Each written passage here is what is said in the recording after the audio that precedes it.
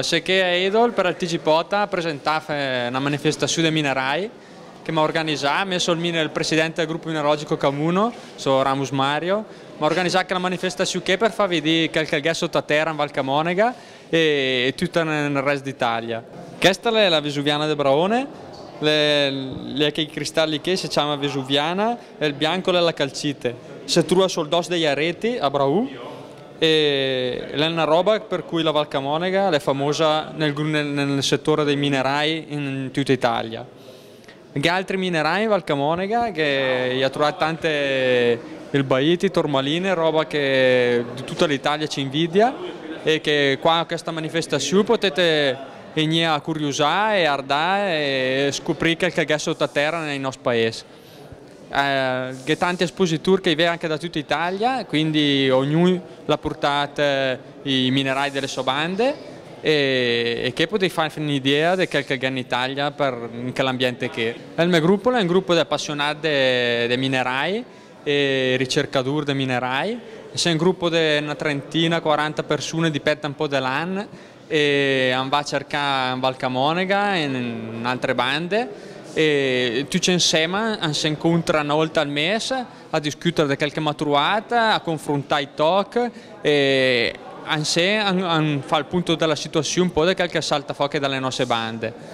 Il gruppo è nascito un po' di anni fa per un gruppo che è Edol dei soci che va insieme e da 2 anni sono il presidente me perché ha lagato un po' campo ai Zuen e si deve provare a fare manifestazioni come questa per rinnovare un po' tutto il movimento.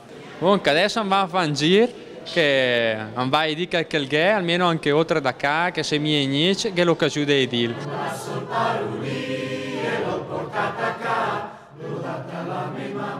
L'ho data alla mia mamma, come la sul parolì e l'ho portata a casa. L'ho data alla mia mamma, le bude faldina.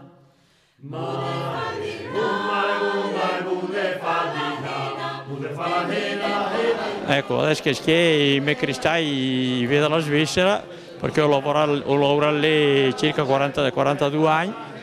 Dei pezzi che ho ritrovato lì, tra cui questo, guarda, sono una bella imbattite, vedi che c'è sull'adularia anche, dopo naturalmente ce ne sono delle altre, vedi qui, sono parecchi, bel calè, che è una meraviglia, dopo ci sono dei quarzi che vengono sempre da Cavradi. Vedete che bel colore che ha, questo che sta anche nel bel pezzo, che sono l'adularia,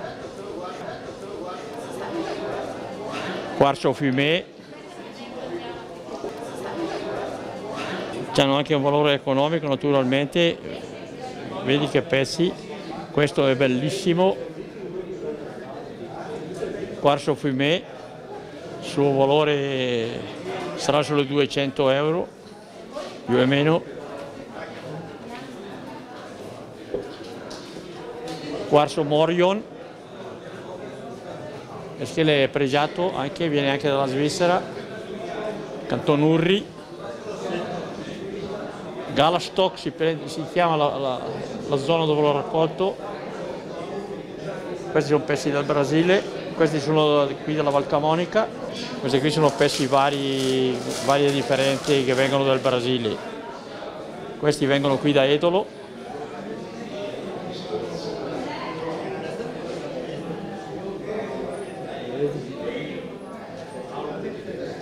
Questi vengono dalla Valtellina, vedo la Valtellina, trovate la piatta piccola, è tantissimo il tempo. E durante gli scavi, se hai fortuna ne trovi, se non hai mica fortuna trovi poco o niente. Questi qui sono bellissimi anche, i vede Bergen, come si dice, il lago d'Endini, vicino al lago d'Endini, i vecchi schi. Io trovato 2 mesi fa. In Svizzera lì c'è un fiume che hanno trovato anche dell'oro, anzi, qualcuno ha trovato dell'oro che l'hanno portato in America a farlo ripulire, che è venuto un gioiello, una roba spaventosa anche del prezzo. E in più hanno ricevuto dalla regione circa 2 2 milioni di euro hanno ricevuto dalla regione perché fanno quei ritrovamenti lì. Sarebbe al contrario in Italia i portaviaggi dei turisti. Qualche volta si vende qualche pezzo naturalmente, però se tu guardi il prezzo andare a cercarli e portarli, pulirli e tutte quelle storie lì non c'entra più niente. È meglio comprarlo dagli stranieri e rivenderli, ecco, magari al doppio del prezzo. Adesso sono in pensione e faccio collezionista dei minerali. Vado alla ricerca, me li porto a casa, me li pulisco e mi passa un sacco di tempo e se riesco a vendere qualcuno tanto meglio.